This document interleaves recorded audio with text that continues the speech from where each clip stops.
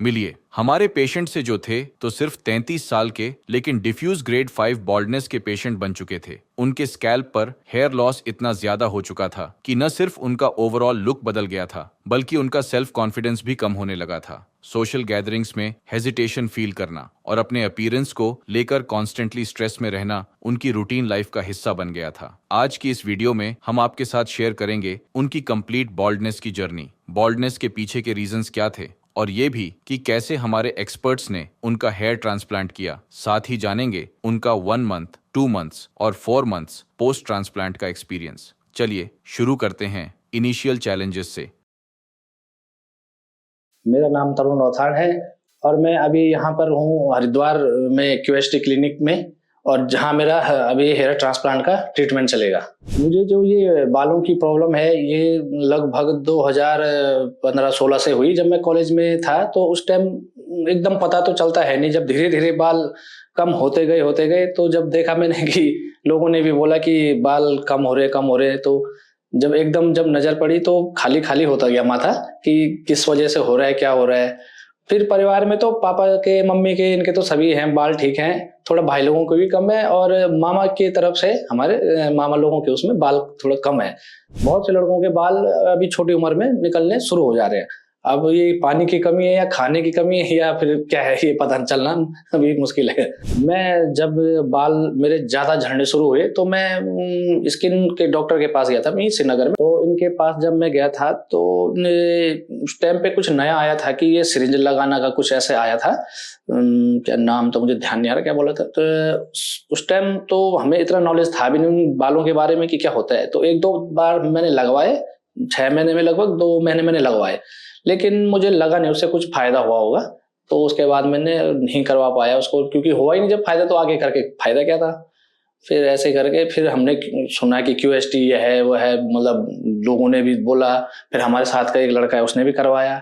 तो आज हम फिर इसलिए क्यूएसटी क्लिनिक में हरिद्वार आए हैं। देखिए, बाल झड़ना एक प्रक्रिया है, मैं मानता हूँ, लेकिन अगर इंसान की उम्र उस हिसाब से हो कि 50 साल के बाद या 60 साल के बाद, तो उसको तो हम मान सकते हैं कि चलो उम्र हो गई।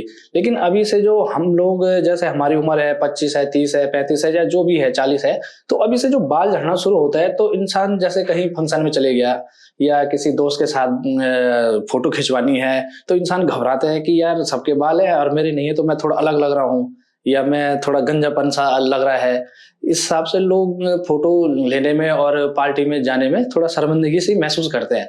तो होना ये चाहिए कि ये बाल होना बहुत जरूरी है। थोड़ा इंसान का क्या हो जाता है कि एक तो पर्सनैलिटी और बाल बुल, तो जैसे इंसान क्या लेता है, सेल्फी लेता है, तो सेल्फी में सबसे ज्यादा इस चीज को देखा जाता है कि मेरे सर में तो बाल ही नहीं है।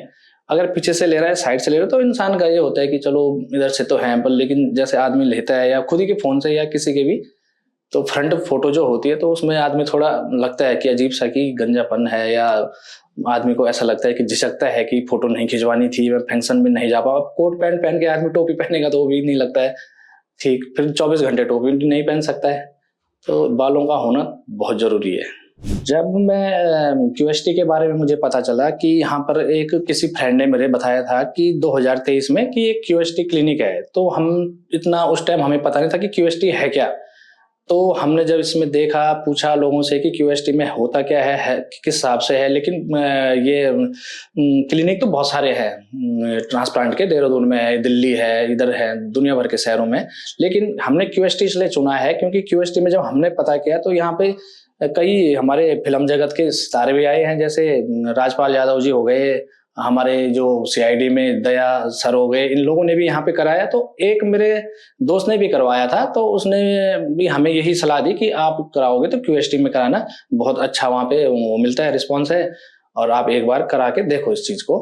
तो लोगों से पता करके, और जब लोगों ने बोला कि क्यूएसटी अच्छा है, ये है, तो तब हम खुद यहाँ पे आए हैं इस बार। और 2023 में मेरा प्लान था करवाने का, तो उस टाइम थोड़ा काम धाम के चक्कर में नहीं मिल पाया समय, तो इस बार मैं फिर 2025 में आया हूँ। तो जब मैं यहाँ पे मेरी बातचीत हुई थी तो मेरे को फोटो के लिए बताया गया था, तो मैंने अपनी फोटो दी थी फ्रंट, बैक और साइड की।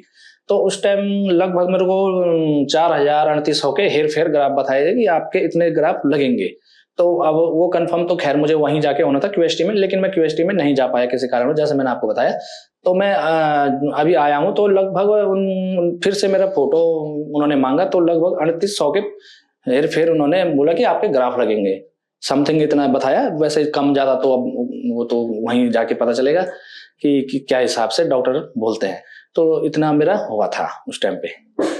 जब मैं पहले, मुझे पता नहीं था, मेरी फोन में और व्हाट्सएप में बात होती थी स्टाफ से, तो उस समय तो मुझे ये लग रहा था कि पता नहीं कैसे मेरी सर्जरी होगी, किस हिसाब से मैं रहूंगा, किस हिसाब से मैं वहाँ बात करूंगा, और किस हिसाब से मेरा मतलब पेन पून किस हिसाब से होगा, और किस हिसाब। जब मैंने यहाँ पे स्टाफ से मिला खुद आके, तो मेरे को बहुत अच्छा रिस्पॉन्स मिला कि यहाँ पे ऐसा होता है। सबने मतलब बताया कि यहाँ पे जो भी हमने पूछा तो सबने अच्छा जवाब दिया यहाँ पे कि ऐसा होता है, ये होता है, जो होता है। तो यहाँ पे स्टाफ बहुत अच्छा है और हेल्प करने के लिए बहुत बढ़िया है, क्योंकि मेरी व्हाट्सएप और कॉल में बात हुई तो हमने लोकेशन जो भी है पूछा, तो सबने हेल्प किया हमारी। देखिए घर में भी थोड़ा टेंशन रहती है कि देखो सर का मामला है, सर्जरी होनी है, तो किस हिसाब से होगी। चलो नजदीक रहता तो हमारा तो ये होता कि घर वाले भी आने देखने के लिए आते कि 2 दिन 3 दिन वहां रहना। तो हमारे दोस्त आ रखे हैं 1-2, तो वो है हमारे साथ। और तो घर वालों ने ये पूछा कि कैसा है क्लिनिक, क्या है, तो मैंने कहा मैंने पता कर लिया है, आप निश्चिंत रहो,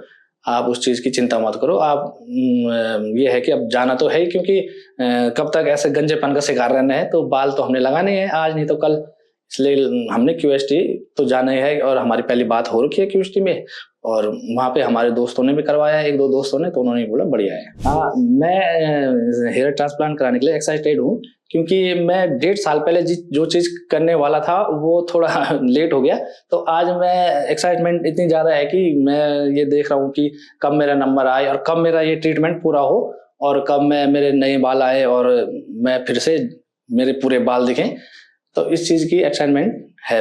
अब मेरी जो भी स्टोरी थी तो मैंने आपके सामने रख दी। अब जैसे ही मेरा हेयर ट्रांसप्लांट का ट्रीटमेंट पूरा होगा, तो मैं आपके सामने फिर एक बार दोबारा आऊंगा कि मेरा कैसा एक्सपीरियंस था और कैसा वो रहा मेरा। तो मैं आपके सामने दोबारा आपको अपनी बातें शेयर करूंगा कि कैसा रहा।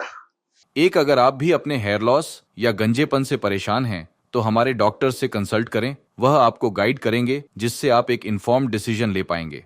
हम यह नहीं कह रहे हैं कि आपको यहीं से ट्रीटमेंट करवाना है। आप सिर्फ गाइडेंस के लिए भी हमारे डॉक्टर से कंसल्ट कर सकते हैं। एडवांस स्टेज ऑफ बॉल्डनेस की वजह से स्कैल्प पर थिनिंग क्लियरली विजिबल थी। हेयरलाइन एम शेप में रिसीड हो चुकी थी, जिस वजह से फ्रंटल टफ्ट दोनों साइड से खाली नजर आ रहा था, और रिमेनिंग फ्रंटल एरिया में भी नोटिसेबल थिनिंग थी। यह थिनिंग सिर्फ फ्रंटल जोन तक ही सीमित नहीं थी, मिड स्कैल्प का भी कुछ एरिया इससे अफेक्ट हो चुका था, लेकिन रिमेनिंग एरिया में हेल्थी फॉलिकल्स अभी भी अवेलेबल थे। क्राउन रीजन में डेंसिटी कम थी, लेकिन कंप्लीट बॉल्डनेस विजिबल नहीं थी। वहां स्वर्ल पैटर्न अभी भी विजिबल था। Donor area overall average condition में था, लेकिन वहां पर प्लेंटी ऑफ हेल्दी फॉलिकल्स उपलब्ध थे, जो ट्रांसप्लांट को सफल बनाएंगे। डिटेल्ड स्कैल्प एनालिसिस के बाद हमारे एक्सपर्ट्स ने सबसे पहले पेशेंट के हेड को केयरफुली शेव किया, ताकि पूरा स्कैल्प क्लियरली विजिबल हो। इसके बाद स्कैल्प को अच्छे से क्लेंस किया गया, ताकि सारी इम्प्योरिटीज दूर हो जाए। देन हमारे एक्सपर्ट्स ने पेशेंट के फेशियल फीचर्स के अकॉर्डिंग हेयरलाइन डिजाइन करी। हेयरलाइन सिर्फ एक स्ट्रेट लाइन नहीं होती, बल्कि एक बैलेंस्ड ब्लूप्रिंट होती है, जो पेशेंट के फेस को यंग और प्रोपोर्शनेट लुक देती है। इसके साथ ही पेशेंट के फ्रंटल एरिया और मिड स्कैल्प को केयरफुली मार्क करते हुए आउटलाइन बनाई गई। क्राउन रीजन को भी सेपरेटली एनसर्कल किया गया। ये सारी मार्किंग सर्जरी के लिए एक प्रिसाइज रोड मैप क्रिएट करती है। इससे सर्जन को क्लैरिटी मिलती है कि किस एरिया में कितने ग्राफ्ट्स की नीड है, और पेशेंट को भी अपने फ्यूचर लुक का क्लियर विजुअल आइडिया मिल जाता है। इसके बाद पेशेंट की सर्जरी स्टार्ट हुई, जिसे कंप्लीट होने में 10 से 12 घंटे का टाइम लगा, और उसके बाद पेशेंट ने अपना एक्सपीरियंस हमारे साथ शेयर किया। देखिए, आज मेरी सर्जरी हुई है, कंप्लीट हो गई है मेरी सर्जरी। और इस सर्जरी में मैं लगभग सुबह 8 बजे आ चुका था। लगभग 8 से, और ये मान के चलो 5-6 बजे तक मेरा सर्जरी का काम हुआ। और उसके बाद मैं इसके बाद यहाँ पे आया हूँ आप सबके बीच। जैसे कि मैंने पहले पिछली वीडियो में कहा था कि सर्जरी के बाद मैं आपसे मिलूंगा। तो हल्का फुल्का पेन तो चलते है, फिर आपके साथ यहाँ पे जो स्टाफ है वो बहुत हेल्प करते हैं हमारी। तो कुछ भी दिक्कत होती है वो बीच बीच में हमसे पूछते रहते हैं कि आपको कोई दिक्कत है, कोई प्रॉब्लम है। तो ऐसा कुछ नहीं है, आप एक बार जरूर यहाँ पे आए। और क्यूएसटी में हरिद्वार, और जिनके साथ मतलब ऐसा है कि बाल झड़ रहे हैं या बाल निकल गए हैं, तो उनको जरूर आना चाहिए यहाँ पे। क्यूएसटी क्लिनिक में मेरे आने का पहले भी था, और मैं इससे पहले वीडियो में मैंने आपको बताया था कि मैं क्यूएसटी क्लिनिक में क्यों आऊँ। तो यहाँ पे आने का मेरा मतलब यही था कि जब लोगों ने मुझसे कहा कि क्यूएसटी जाओ, तो मैंने पहले इसके बारे में पता किया क्या है क्या नहीं है। जब मैंने देखा सुना तो आज मेरा हेयर ट्रांसप्लांट मैं जब ट्रांसप्लांट करने के बाद तो बढ़िया अच्छा हो रखा है, बहुत सुंदर हो रखा है, और अब उसमें जो दवाई होंगी वो चलेंगी। जो मैंने अपनी सर्जरी के लिए जो डिसीजन लिया था तो क्यूएसटी क्लिनिक के लिए, तो मैंने वो सही डिसीजन लिया था कि क्यूएसटी क्लिनिक का। जब मैंने अपना नया लुक को देखा तो मैं काफ़ी एक्साइटेड हुआ और काफ़ी खुश हुआ कि मेरे बाल फिर से आ गए, और मेरे बहुत प्रसन्नता हुई मुझे इस चीज़ से। अब जब मैं अगली बार यहाँ पे आऊँगा अपनी पीआरपी के लिए, तो मैं फिर से आपके सामने दोबारा आऊँगा और दोबारा आपको बताऊंगा कि मेरे बालों में कितना ग्रोथ हुआ, क्या हुआ। अब मिलते हैं गाइस अपने नए रिजल्ट और नए पीआरपी के बाद। पेशेंट की सर्जरी केयरफुली प्लान्ड स्टेप्स के साथ स्टार्ट हुई थी। सबसे पहले रिसिपिएंट और डोनर एरियाज में लोकल एनेस्थीसिया इंजेक्ट किया गया था ताकि पूरा प्रोसेस पेनलेस और कंफर्टेबल रहे। एनेस्थीसिया के बाद हमारे एक्सपर्ट्स ने रिसिपिएंट एरिया में स्लिट्स क्रिएट करी। हेयरलाइन जोन में स्लिट्स को इरेगुलर पैटर्न में डेंस पैकिंग के साथ क्रिएट किया गया था ताकि इम्प्लांटेशन के बाद हेयरलाइन कंप्लीटली नेचुरल लगे। हेयरलाइन के बाद रिमेनिंग फ्रंटल और मिड स्केलप एरियाज में डेंसिटी के अकॉर्डिंग स्लट्स बनाए गए थे, जहां ग्राफ्ट्स को स्ट्रेटेजिकली इम्प्लांट करना था। क्राउन रीजन में स्लट्स बनाते वक्त एंगल्स और डायरेक्शन पर स्पेशल अटेंशन दिया गया था ताकि नेचुरल स्वर्ल पैटर्न रिक्रिएट हो। इम्प्लांटेशन स्टेज में हमारे एक्सपर्ट्स ने हेयरलाइन जोन में प्री मेड स्लिट्स फॉलो करते हुए सिंगल और थिन हेयर फॉलिकल्स इम्प्लांट किए जो नेचुरल सॉफ्टनेस क्रिएट करते हैं। फ्रंटल और मिड स्कैल्प एरियाज में डेंसिटी बढ़ाने के लिए डबल और ट्रिपल हेयर फॉलिकल्स इम्प्लांट किए गए। क्राउन रीजन में फॉलिकल्स को डिफरेंट एंगल में इम्प्लांट करके स्वर्ल पैटर्न में वॉल्यूम ऐड करी गई। इस केस में टोटल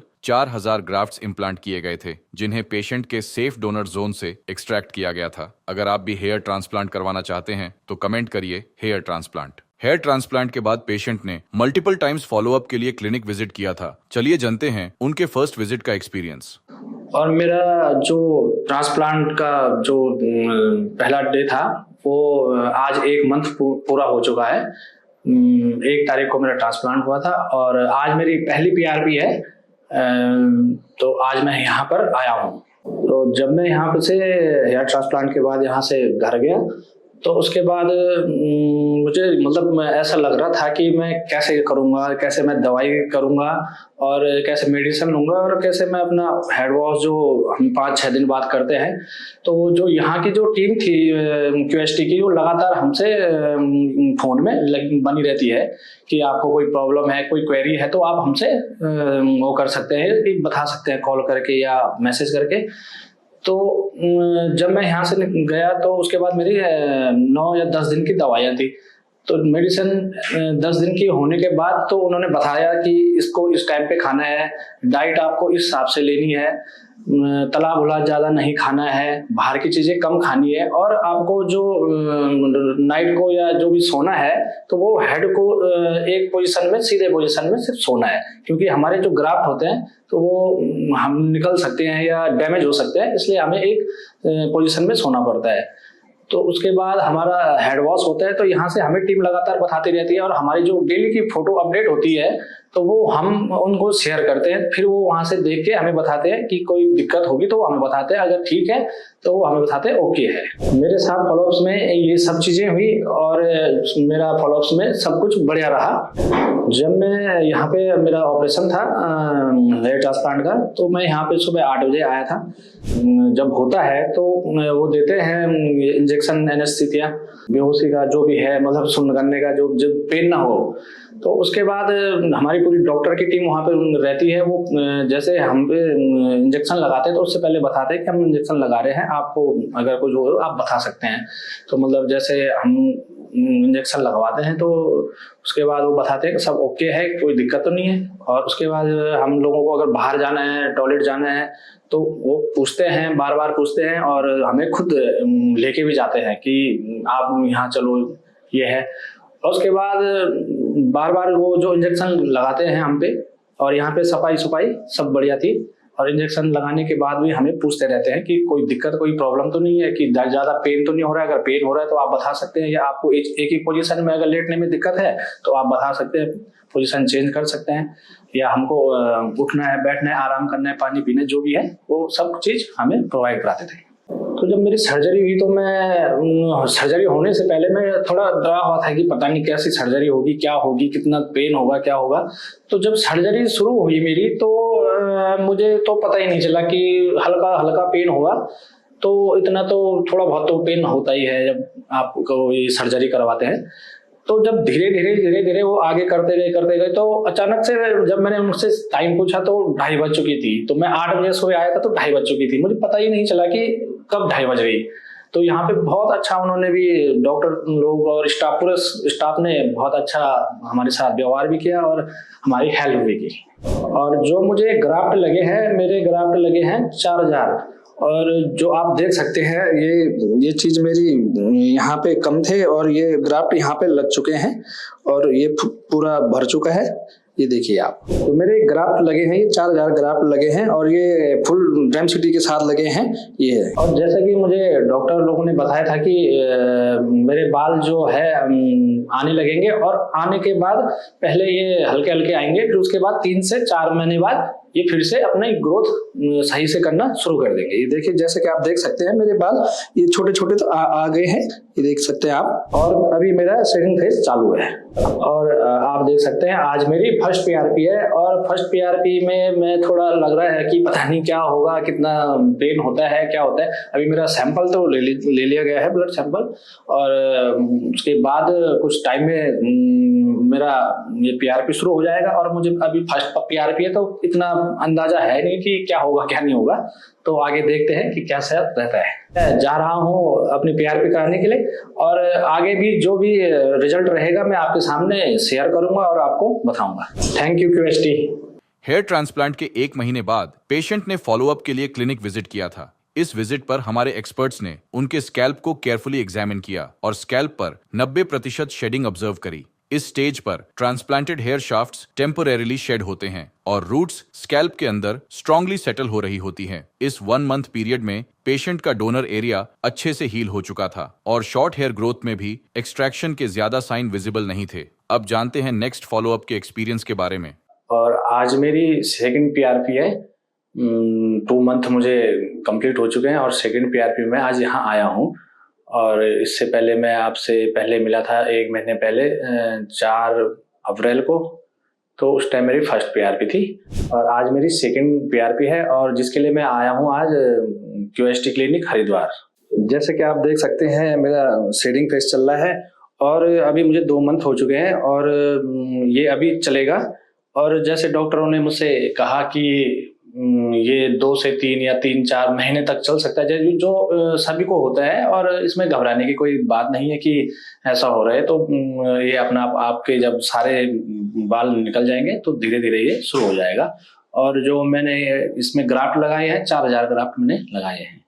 जब मैं यहाँ पर आया था, जब मेरे बाल नहीं थे तो उस टाइम मुझे लगता था कि क्या मेरे बाल आ पाएंगे या क्या होगा। तो अब ये है कि बाल आने के थोड़ा आगे थे, 10-12 दिन बाद आने के बाद फिर ये निकलते हैं। और अब ये उम्मीद में है कि बैठे हैं कि कब बाल आएंगे। और बाल आएंगे और ये आएंगे 3-4 महीने बाद, जब भी आएंगे, लेकिन पहले से अच्छा है। और जैसे पहले था कि पहले तो बाल थे ही नहीं, कम से कम अब ये है कि अब बाल आने हैं। तो ये है। जब मैं यहाँ पर आया था तो जिस दिन मेरा हेयर ट्रांसप्लांट था तो उसके बाद जो डॉक्टर ने मुझे नियम बताए कि ये आपको फॉलो करने हैं, तो 10 दिन तक कि आपको एक तो धूल में नहीं जाना है, धूप में नहीं जाना है और कैप आपको लगाई रखनी है। तो जो मैंने कैप यहाँ पे लगाई रखी, मैं 1 महीने तक मैं कैप पहन के रखा। और घर से भी इतना कोई जरूरी काम तो था नहीं, अगर है तो थोड़ा कैप पहन के चले गए, उसके बाद अपना आ गए। तो इसमें फिर आपको मिल्क नहीं लेना है और ये आप स्मोकिंग या अल्कोहल ये चीज़ें आपको बिल्कुल नहीं लेनी है। और जो मेडिसिन है वो आपको समय पे लेनी है। तो इस प्रकार से आप भी देखोगे, अगर आप इस चीज़ को करेंगे तो आपका रिजल्ट जरूर अच्छा रहेगा। और आज मेरी सेकेंड पीआरपी है और पीआरपी तो मैंने करवा दी है। और पीआरपी से पहले मैं जब आज तो सेकेंड है, पहले फर्स्ट वाले में तो मैं ये देख रहा था कि कितना पेन होता है, क्या होता है। तो पेन, थोड़ा बहुत पेन तो होता है, लेकिन वो आपको बार बार पूछते हैं, जो आपको वहाँ पे डॉक्टर रहता है कि अगर आपको पेन हो रहा है तो आप हमें बता दें। तो ऐसा कुछ नहीं है। तो पीआरपी कराना इसलिए आवश्यक है आपको कि बालों की ग्रोथ अच्छी रहेगी उसमें और आपके बाल मजबूत होंगे, इसलिए आपको पीआरपी करानी बहुत जरूरी है। और ये मैंने आपके सामने अपना 2 महीने का रिजल्ट बताया कि मेरे हेयर शेडिंग चल रही है। और इसके बाद मैं आपसे मिलूंगा दोबारा, हो सकता है कि उस टाइम तक मेरे हेयर आ जाएं और तब मैं आपके सामने आपको अपने को रखूंगा कि देखिए किस प्रकार से मैंने क्या क्या किया, और आगे आपको मिलूंगा। हेयर ट्रांसप्लांट के 2 महीने कंप्लीट होने पर पेशेंट ने अपना नेक्स्ट फॉलोअप विजिट किया। इस स्टेज पर शेडिंग फेज लगभग कंप्लीट हो चुका था और ट्रांसप्लांटेड रूट्स स्कैल्प के अंदर फर्मली सेट हो चुके थे। नेटिव फॉलिकल्स अपने नेचुरल पेस पर ग्रो कर रहे थे। इस विजिट पर पेशेंट ने अपनी दूसरी पीआरपी थेरेपी भी ली थी, जो स्कैल्प को न्यूरिश करती है और फॉलिकल्स को आवश्यक न्यूट्रिएंट्स प्रदान करती है। अब जानते हैं नेक्स्ट फॉलोअप के एक्सपीरियंस के बारे में। और आज मेरी जो हेयर ट्रांसप्लांट है, तो आज मुझे 4 महीने हो चुके हैं और मैं यहाँ पे अपनी थर्ड पीआरपी के लिए आया हूँ, क्यूएसटी। और आप देख सकते हैं कि मेरा जो शेडिंग था वो ख़त्म हो चुका है और अब मेरे जो जो बाल हैं, जो ये आप देख सकते हैं, तो ये लगभग 1 से 1.5 महीने इनको हुआ है। तो अभी शेडिंग खत्म हुई थी 1-1.5 महीने पहले। तो अब देखना ये है कि कितने और कब तक बाल आते हैं। और अभी तो ये आने शुरू हुए हैं, तो अभी मैं बहुत खुश हूँ और धीरे धीरे 1 आध महीने बाद मुझे पता चल जाएगा कि कितने बाल कैसे ग्रोथ हो रही है। जब मेरी हेयर शेडिंग शुरू हुई थी, तो मुझे ये लग रहा था कि जो मेरे ये हेयर हैं ये रुकेंगे या सारे ये शेड होंगे। और धीरे धीरे जब इनका आना शुरू हुआ तो मुझे ये लगा कि हाँ, कि ठीक है, धीरे धीरे ये आ रहे हैं। और जो आप देख सकते हैं कि जो बीच में गैप गैप दिख रहा होगा कि कहीं कहीं पे गैप होगा, तो ये मेरे 1-1.5-2 महीने, ज्यादा 3 महीने ये भी आ जाएंगे और फिर मैं आपके सामने इनको लेके आऊंगा।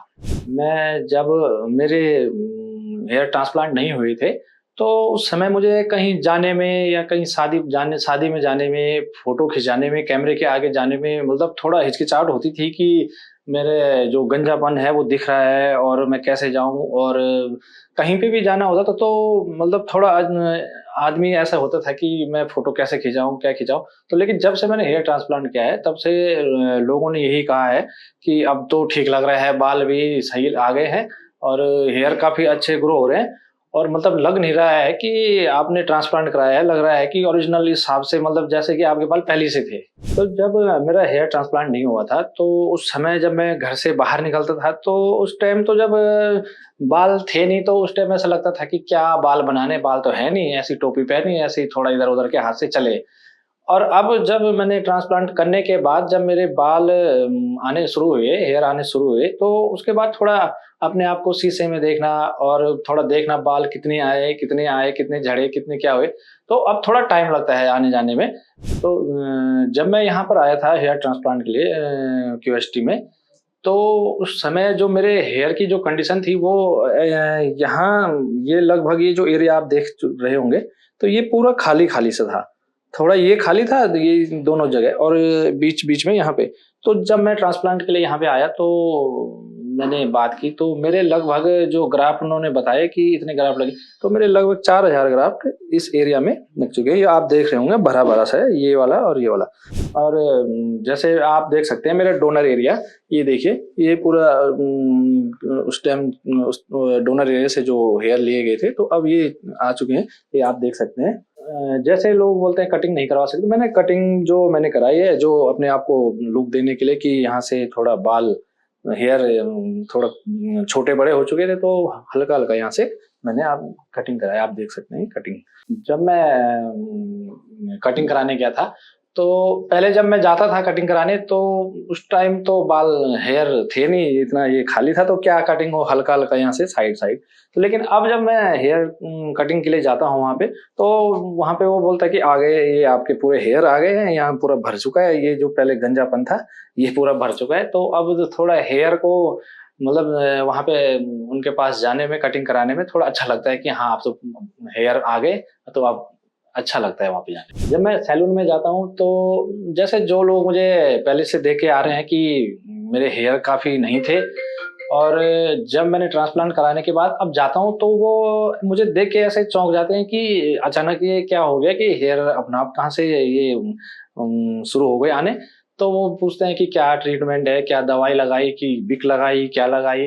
तो वो सोचते हैं कि ये जो हेयर हमने लगा रखे हैं ये ऐसी है कि आर्टिफिशियल है, कि ऐसा है वैसा है। कोई लोग बोलते हैं कि दवाई है, क्या दवाई है लगाने की, क्या है क्या नहीं। जैसे कि कई लोग जैसे ऑपरेशन कराने के लिए बोलते हैं कि हेयर ट्रांसप्लांट कैसे कराएं, क्या कराएं। तो मैं उन लोगों को एक बात कहना चाहता हूँ, जब मैं अभी यहाँ पे ट्रांसप्लांट कराने के लिए आया था तो मेरे मन में भी बहुत सवाल थे कि कराऊं, कैसे कराऊं, दर्द होगा, इन्फेक्शन होगा, दवाइयाँ होंगी, रिएक्शन ना हो जाए, अल्लाह ना हो जाए, फलाना ना हो जाए। तो जाहिर है सबके दिमाग में ये बात आती है। लेकिन जब मैं खुद आया और मैंने खुद देखा, आज मुझे 4 महीने हो गए हैं, तो मैं खुद देखा ऐसा कुछ नहीं है। लोग ये चीज़ें बोलते हैं कि दवाई खाने से रिएक्शन हो जाएगा और सर में पेन रहता है, पता नहीं कैसा होगा, सूजन रहेगी, कब तक रहेगी, कैसे रहेगी, क्या रहेगी। लेकिन ऐसा कुछ नहीं है, हल्का-फुल्का पेन तो आपको हल्का-फुल्का पेन होगा, आपको इतना पता भी नहीं चलेगा। और लेकिन जब रिज़ल्ट आएगा 4 महीने, 3 महीने, 5 महीने, 6 महीने बाद, तो आप लोग उस पेन को खुद ही भूल जाएँगे कि चलो मेरा पेन जो भी था थोड़ा बहुत, तो उससे मेरे बाल भी आ गए, हेयर आ गए, अच्छे हेयर आ गए। तो लोग अफ़वाह फैलाते हैं कि औरों को भी बोलते हैं, जैसे दूसरे ने पूछा कि कैसा है क्या है, तो ऐसा कुछ नहीं है। आप एक बार मैंने यहाँ पे आने से पहले डॉक्टरों से भी पूछा कि सर कैसा होगा, क्या होगा? क्योंकि इंसान तो कुछ भी ऑपरेशन कराने से पहले घबराता है कि कैसे कराएँ, क्या कराएँ? तो मैं यहाँ पे जब आया था तो मैंने उनसे भी बातचीत की कि कैसे होगा? तो उन्होंने कहा ऐसा कुछ नहीं है, आप स्टाफ ने बहुत हेल्प की, और वो सब कुछ नहीं है, आप अफ़वाहों में मत पड़ो, आप जिसको कराना है आप तुरंत आओ और ये कराओ क्यूएसटी में। आज मैं यहाँ पे सुबह आया तो मेरी 3rd पीआरपी थी। तो पीआरपी में होता क्या है कि जैसे आपका सैंपल लेंगे, ब्लड सैंपल लेंगे, उसके बाद आपको ये डॉक्टर बुलाएँगे कि आपकी पीआरपी होनी है, और उसके बाद वो अपना जो भी पीआरपी देंगे आपको। और पीआरपी इसलिए ज़रूरी है, कई लोग क्या कराते हैं, हेयर ट्रांसप्लांट कराने के बाद पीआरपी नहीं करवाते। तो मैं आपको ये बता दूँ, पीआरपी करवानी ज़रूरी है, इससे हेयर की ग्रोथ अच्छी होती है, और हेयर को जो आने में जो भी है वो अच्छा, मतलब टाइम जो है वो अच्छा टाइम मिल जाएगा, और जो हेयर हैं आपके अच्छे हो जाएँगे। और ये थी मेरी 4th मंथ की ये हेयर ट्रांसप्लांट की स्टोरी। और मैं जब आपके पास दोबारा आऊँगा, 1 महीने, 2 महीने, 3 महीने जब भी आऊँगा, तो मैं आपको और अच्छी जो मेरी हेयर की ग्रोथ होगी, मैं आपके सामने फिर आऊँगा और अच्छी हेयर की ग्रोथ लेके आऊँगा। 4 महीने में फॉलिकल्स ग्रोथ फेज में एंटर कर रहे थे। हेयरलाइन में भी फॉलिकल्स ग्रो कर रहे थे, जिस वजह से हेयरलाइन की नेचुरल शेप विजिबल होने लगी थी। लेकिन अभी वह कंप्लीटली डिफाइंड नहीं हुई थी, जो कि इस अर्ली स्टेज पर एक्सपेक्टेड है। फ्रंटल एरिया और मिड स्कैल्प में भी फॉलिकल्स ग्रेजुअली ग्रो कर रहे थे। डेंसिटी अभी इनिशियल स्टेज के हिसाब से थी, पर प्रोग्रेस क्लियरली दिखाई दे रही थी। क्राउन रीजन में फॉलिकल्स एक वॉल्यूमिनस और स्वर्ल लाइक अपीयरेंस क्रिएट करते हुए इमर्ज हो रहे थे। ओवरऑल स्कैल्प पर सॉफ्ट और फाइन न्यू ग्रोथ विजिबल थी, जो अपकमिंग मंथ्स में डिफाइंड और मैच्योर नजर आएगी, जिससे कवरेज और डेंसिटी दोनों विजिबली इंप्रूव होगी। पेशेंट को इस फेज पर रीअश्योर किया गया कि यह ग्रोथ साइकिल का नॉर्मल पैटर्न है और नेक्स्ट 6 से 8 महीने में रिजल्ट्स विजिबल होंगे। हेलो फ्रेंड्स, अगर आपने अभी तक हमारे चैनल को सब्सक्राइब नहीं किया है तो प्लीज इस वीडियो को लाइक कीजिए, शेयर कीजिए और हमारे चैनल को सब्सक्राइब कीजिए। और ध्यान रहे बेल आइकन दबाना ना भूलें, जिससे हमारे हर वीडियो का अपडेट आपको समय समय पर मिलता रहेगा।